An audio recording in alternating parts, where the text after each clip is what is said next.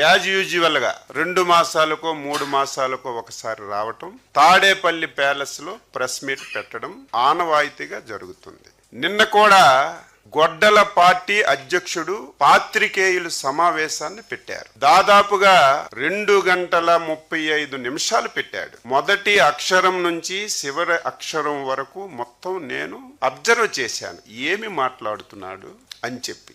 ఆయన 2 సంవత్సరాల్లో ఎన్డీఏ ప్రభుత్వం చేసినటువంటి అభివృద్ధి పైన గాని, ప్రజలకు ఇచ్చినటువంటి హామీలు అమలు పరచలేనటువంటి విషయముల మీద గాని ఎక్కడ మాట్లాడలేదు. ఎందుకంటే 2 సంవత్సరాల్లో ఊహించని విధంగా అభివృద్ధిని, సంక్షేమాన్ని, పరిశ్రమల్ని ఈ రాష్ట్రానికి తీసుకొచ్చి అభివృద్ధి చేస్తున్నాం కాబట్టి దాని మీద ఎక్కడ కూడా మాట్లాడలేదు. మొత్తం మొదటి అక్షరం నుంచి చివరి అక్షరం వరకు పచ్చి అబద్ధాలు. నేను ఎప్పుడూ చెప్తాను, మళ్ళీ చెప్తున్నాను, ఆ పార్టీ పుట్టికే అబద్ధాల పైన పుట్టినటువంటి పార్టీ. ఫ్రస్ట్రేషన్ కి లోనయ్యాడు. చెప్పడానికి ఏదీ లేక చంద్రబాబు నాయుడు గారి మీద వ్యక్తిగత దోషంలో తీసుకెళ్లే కార్యక్రమాన్ని శ్రీకారం చుట్టాడు. అది కూడా గుండెపోటుతో చచ్చిపోతారని, ఇదే చివరి ఎన్నికలని ఒకసారి నువ్వు తెలుసుకో.